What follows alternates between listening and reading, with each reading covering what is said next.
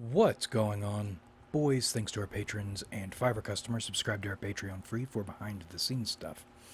Arm yourselves, life stuff. Another rambly one, probably. A number of topics. Thank God for the whatever era. I've felt this way for a long time, since the beginning actually. I remember way back when talking about how I probably wouldn't watch my own videos. So outside the typology stuff, it is always a mystery to me as to why anybody likes this channel. And I was thinking about it. There's a clear divide in people who view this channel. It seems like there's one group, and I hear this, both these patterns, I hear consistently, regularly enough, stated in different ways. But within the first group, the sentiment is I'm one of the only people who talks about the shit I talk about with the clarity I talk about it in. Whereas in the other group, nothing I say makes any sense. I don't hear a lot of middle ground. And this is another thing. People who are loyal to this channel are very loyal. And that makes no sense to me. It makes me suspicious because I feel like there's an angle, which is probably not the thing you want to be feeling toward people who appreciate what you do. But I feel that way because it doesn't make sense to me. Looking at myself and what I do from my own vantage, the peak of what I do is a curiosity, a sideshow with maybe something going on there, but nothing terribly important because outside typology, this channel hasn't produced hard results yet, or at least anything warranting high levels of loyalty or support. Maybe observational stuff now and then, the ASPD thing, the ASPD arc, and that observations document we produced. That was pretty cool. I'm proud of that. But that's not what we do on the regular. And then with the majority of people, this other larger group, it's like I'm not even speaking words. I'm speaking static. So I was thinking about why this is, or what this is. And I think what's happening is, even if we are a sideshow, what we're actually doing is normality anchoring for a new burgeoning mimetic race. We've talked about this before. Genetically, humans are one species, all different races, ethnicities, whatever. But really, what I think humans are is a mimetic species. And there is overlap between genetics and mimetics, as in certain races, certain cultures produce more of one mimetic species than another. But mimetic species are still varied within singular races because you need all these different mimetic species to do whatever it is humans are here to do. And I feel like we are here to do something. Some of us, maybe. Something purposeful feels like it's going on. Probably not in any way we'd hope it to be purposeful, but something's happening. And what I think we're doing here is order making for a particular, or helping order make for a particular mimetic species. And I don't mean typologically either. This is something else. This is a frequency thing. My mistake when I was younger was believing finding your frequency and gathering people of your frequency would mean you're all on the same page. But you're not. Frequencies and pages are different things, the same way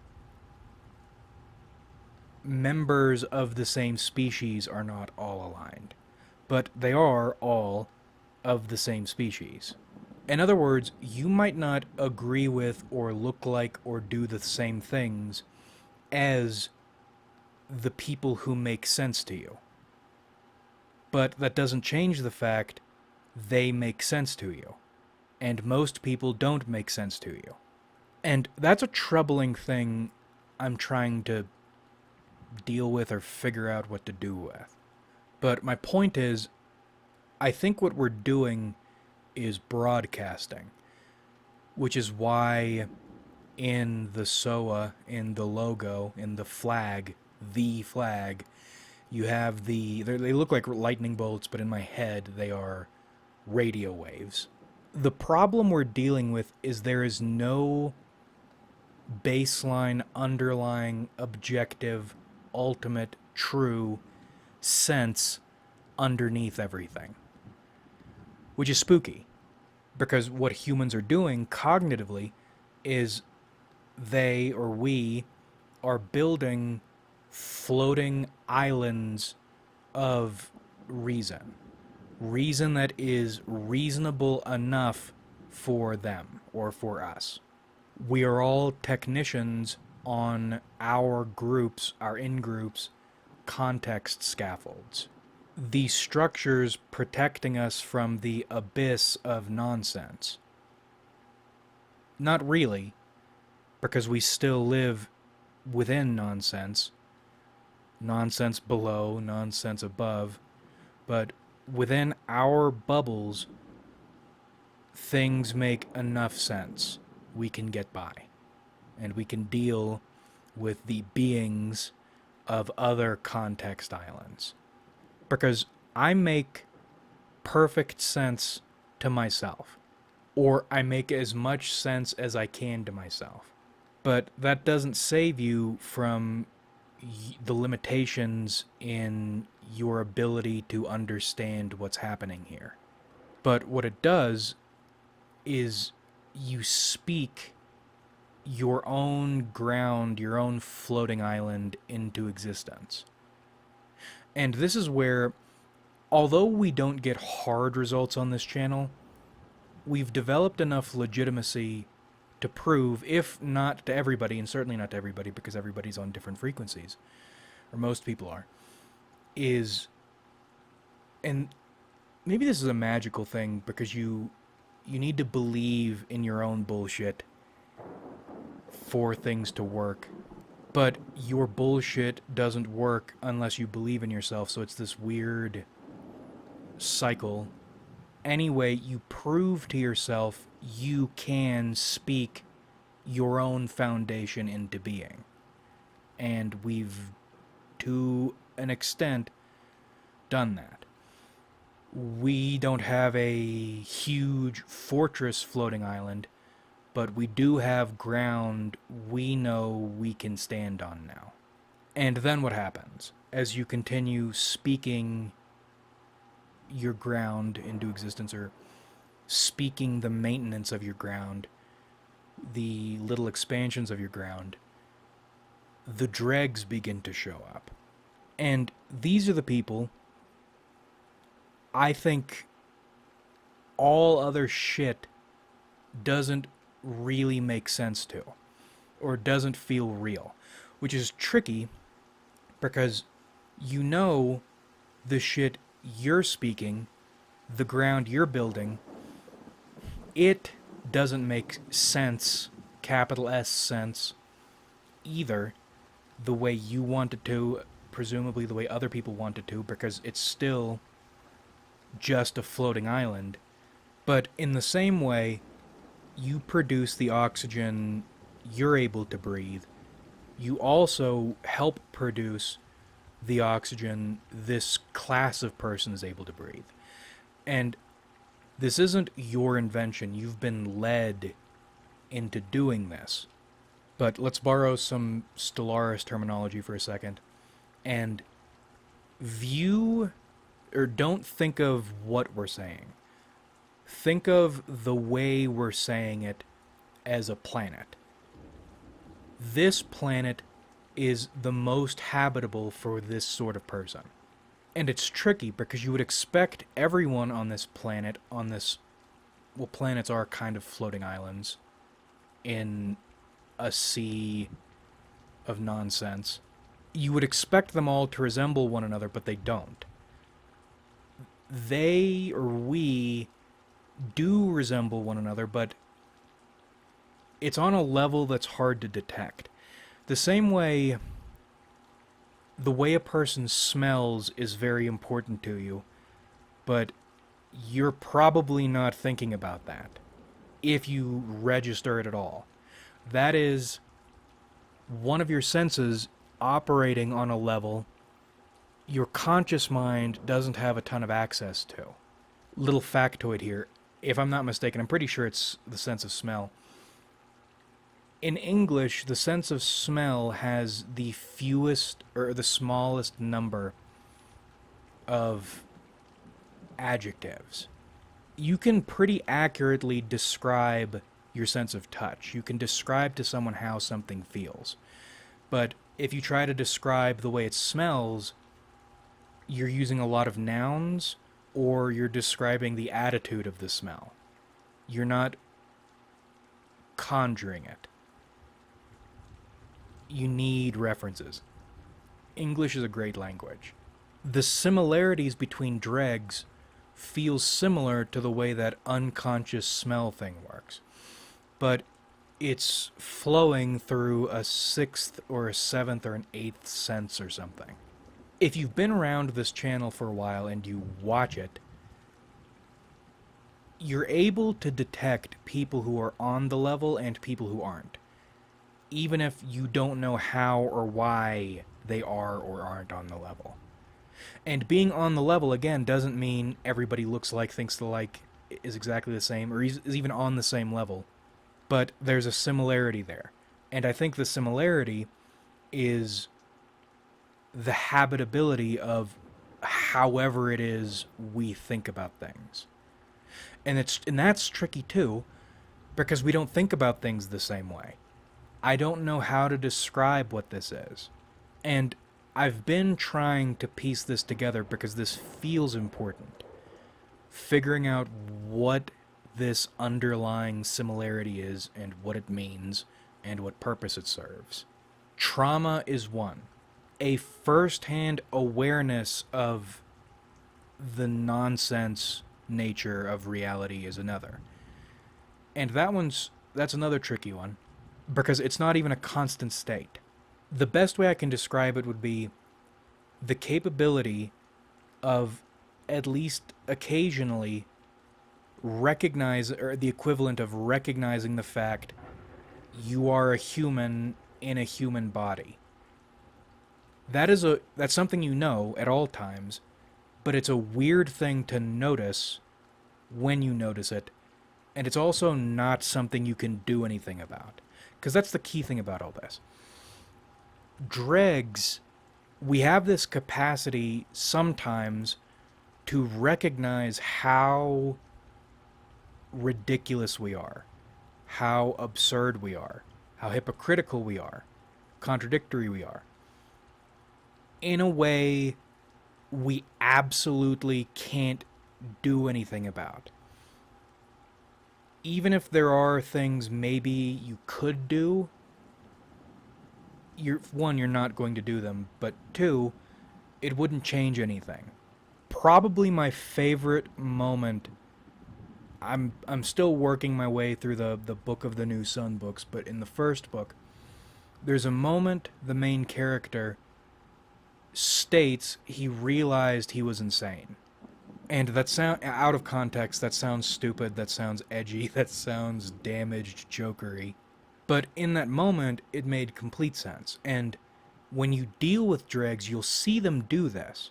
People realizing they are in a matrix, and they can describe it to you, they can recognize they're in it, they can tell you how it works, but they can't do anything about it. And oftentimes they'll slip straight back into the matrix, their little personal matrix. And we've been doing this for a while. You see this a lot. with the people who are able to fit in and hang. Like little dreaming, partially anesthetized great ones trapped in eggs who occasionally wake up and try to break out of their eggs, but can't, and then go back to sleep. And it's fascinating dealing with these people because, and they're all. It's like everyone is employed by the people who, or the system that enslaves them, because they are at all times when they're not awake trying to trick you into believing their bullshit, but they're also trying to trick themselves. And because you're no better, you're in this system too, you're trained for this to work on you. This is like a vulnerability to a poison in a game. You're weak to this particular effect. They will feed you a line of bullshit about themselves, and they'll feed themselves a line of bullshit about themselves. And with the advanced ones, you're inclined to go, okay, yeah, that makes sense. But if you are possibly in a waking moment or a state closer to awakening for now, or you have willpower and you're looking at it very hard, you realize these people are nuts. And it's kind of spooky because in looking at them, you get a sense of the situation you're in from a different angle. I described it pretty well elsewhere. It's like two AI systems stuck together. The first one, probably the older one and the more important one, is the AI that runs some prototype arcane machine in the back that is always chipping away or acting in the best interests of whatever deity it is we serve. And then the second AI is you. You're like a living cover. Your job is to rationalize the secret workings of the first AI, the real AI, the more important AI, which you can't do, by the way. You can't make sense of this power latent within you, or purpose latent within you, that allows you to do this weird shit. Your job is to try to make sense of it and to justify it to other people, or to hide it in some cases. It doesn't really matter. Your job is to keep this thing covered or accepted by the mobs from other floating islands you have to deal with. And I'll give you two recent examples, super recent examples. Thought about this in relation to them. The first one, the woman, it's easier to see she's nuts because her matrix is intense and her socialization isn't as much of a gradient. In other words, it's very easy to see that she's in a matrix, or her matrix, when she's in her matrix, because she does a poor job hiding it or justifying it or explaining it. Her cover AI is not very sophisticated. And yet, occasionally, she has moments she realizes she's fucking nuts, the way I realize she's fucking nuts, the way other observant people probably realize she's fucking nuts. And on top of that, she has that weird motor machine, because when she's not in Matrix land, she makes sense, even though she maybe shouldn't. And this motherfucker is still trying to waste my time somehow. That's where she's very sophisticated. Justifying her self-image to herself or others, not such a good job. Fitting in with people, not such a good job. Brute forcing research and observations, even if she's a little late to the party, pretty good job. Commendable job, even. Wasting my time, PhD. But then we move on to the dude. A lot more sophisticated. The woman's matrix sales pitch or justifications don't work very well because they are... I've sometimes you find words you like. I've been liking discordant as a word. She pulls together a bunch of random shit and then doesn't weave them together super well. But that's why I like people like that, by the way. Women like that, anyway. Because it's very clear what they are. And once you're aware of it, they don't hide it. Not that they can very much. But when the dude does something similar, when he's in his Matrix mode, it is a lot trickier. And it only just hit me today. like Jimmy, today. Today. He's insane. He puts together a lot of similar shit and makes it all sound like it's all supposed to go together very well. And dipping into typology for a moment, this is something. Well, everybody talks a lot when they are explaining themselves or justifying themselves, but it's very intense with TE types because they'll research so much shit to justify their own matrices to themselves and others.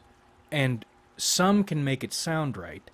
As in, let's say when an INFJ is trying to sell you on their matrix, they get in by intuiting all the passcodes and passphrases they need to get in your front door and sell you whatever it is they're selling.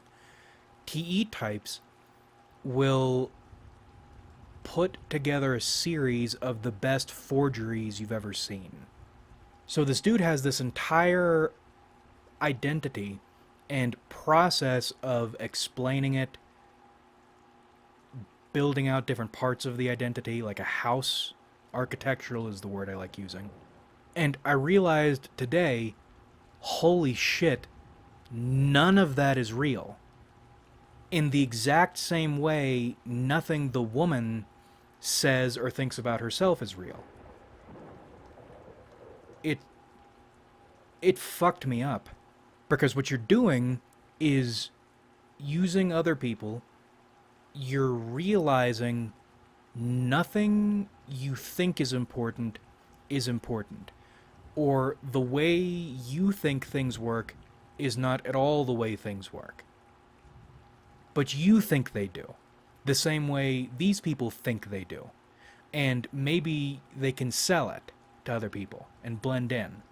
Or not.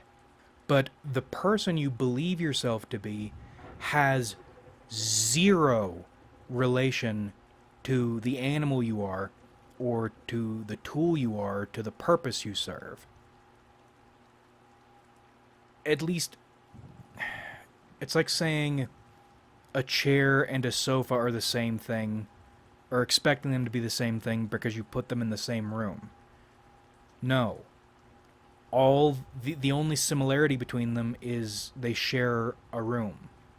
And I've been noticing myself doing this before I made this revelation, but this revelation made the reason I was doing this other thing make a lot more sense. I'm not looking at people who make sense to me as people very much. Or in other words, I'm not listening to what they say too hard. I'm trying to figure out what you do and why do you fit around me, or why have you been put in vicinity of me. I'm assuming it's because our background divinity machines are supposed to interact in some way.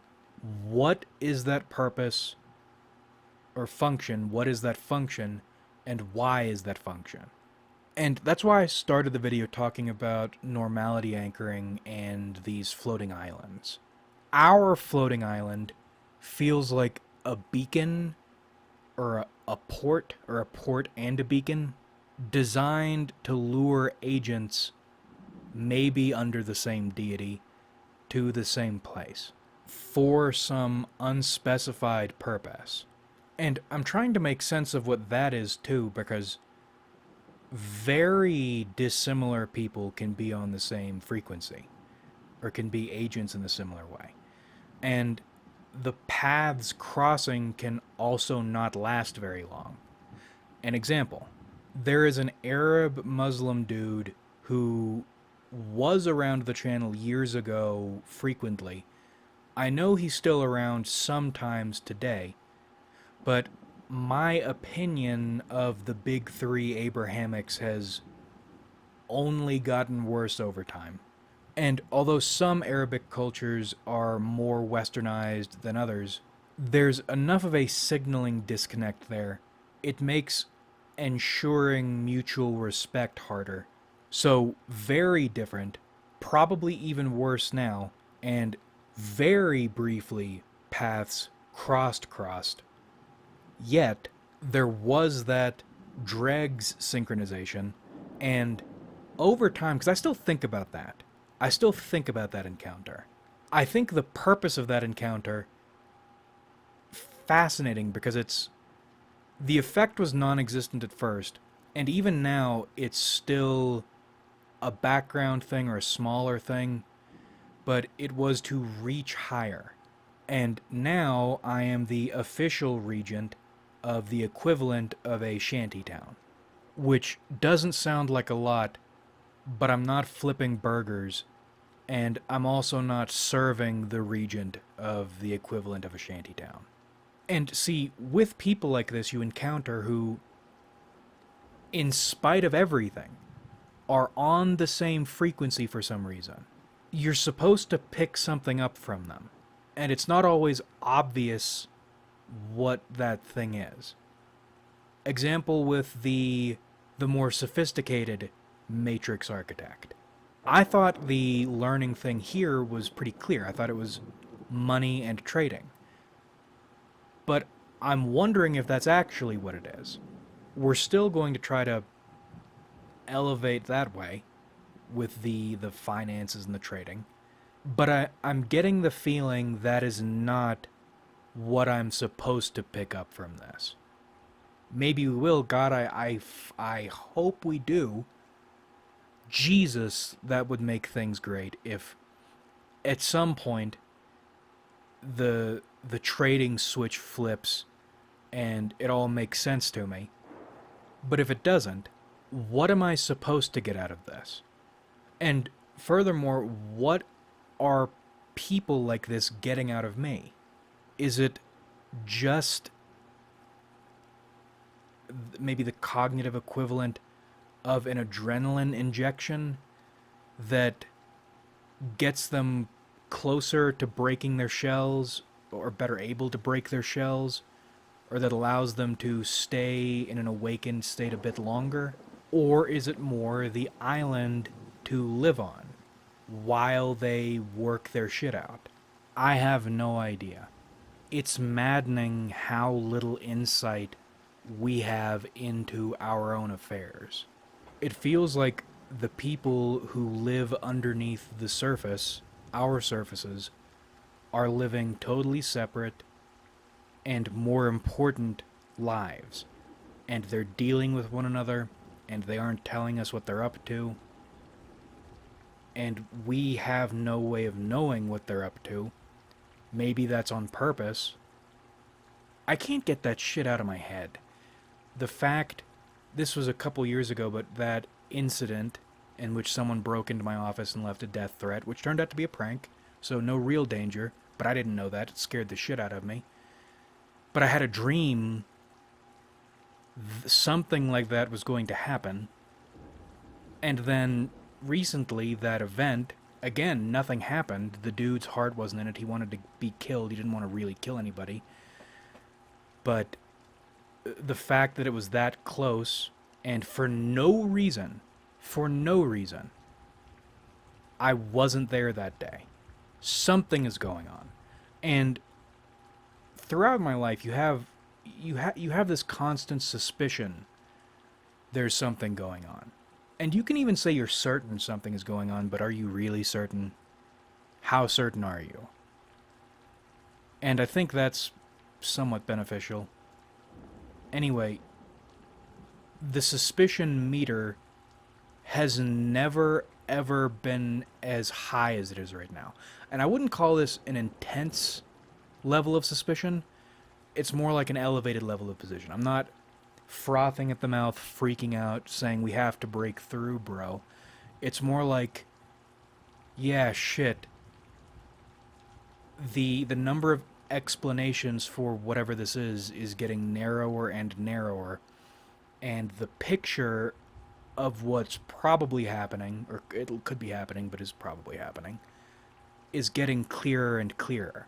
It feels like we are components of beings who exist near the edge, near the precipice. And part of my job is to act as a small nexus for these sorts of people, or an itty bitty terminus. I don't know. I've had death on the mind today also. I wonder if your death is more of a gradual thing, even though all of our deaths are somewhat a gradual thing, if as you start death walking, which I'm so glad we didn't coin that term, but we coined that term. That's a Skimmerlit term. That's a Soanan term now. Once you start death walking, if your cares and concerns and connections to mortal life start to feel like they don't really matter, that they maybe they never mattered, or there's nothing more there, like you're done with this.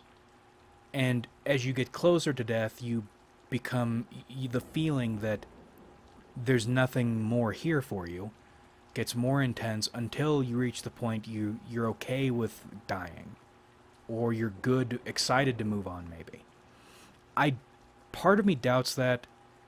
Part of me thinks that's cope, because death is death, and anytime you think you've beaten death, even emotionally, even emotionally, death will tune you up. But if that is the way death feels, then maybe it won't feel so bad. And I was thinking about old people too. What if you've lived according to your purpose and you get into old age, but you've accomplished your purpose in, let's say, your 50s? If, as you get older, that detachment process happens even earlier, so by the time it's your time, you are totally good with it. And another part of me is concerned as to why I'm thinking about this, especially in this way. I keep having this feeling, and I'm unsure what to call the feeling, but the feeling of what happens if you fulfill your purpose very early. As in, what happens if you die properly within the next few years? That's kind of spooked me, because we've we've already established what you think is important, or what you think your purpose is, and what's actually important, what your actual purpose is. Very different things. What happens if you've in truth achieved your purpose, but in your life you feel like you haven't, or you thought there was more here, but I guess there isn't? I don't know. As much as I'm increasingly confident there is some cosmic bullshit going on here, I would still like more from life.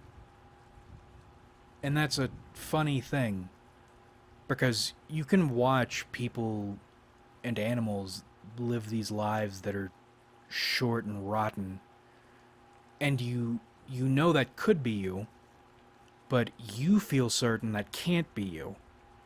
Especially if you believe in this weird higher power shit, which I'm pretty sure I do. I was expecting something that would wow me more, or please me more. Not that I hate my life. Of all the lives to live, I appreciate that mine is at least interesting. It feels like there's unfinished business, but what business is there to finish? And I don't trust this conception of death, because it makes too much sense, and it feels a little too nice, even though it's not super happy and glowy and this suck your thumb, you feel good about it, however people buy into that shit, death. This is still a little too sensible, and happy. I don't buy it. But we will cut it here. I hope you've enjoyed your spirit coherence transmission for the day. More cohesion transmissions from Skimmerlit's floating island later. Like if you enjoyed, subscribe if you haven't.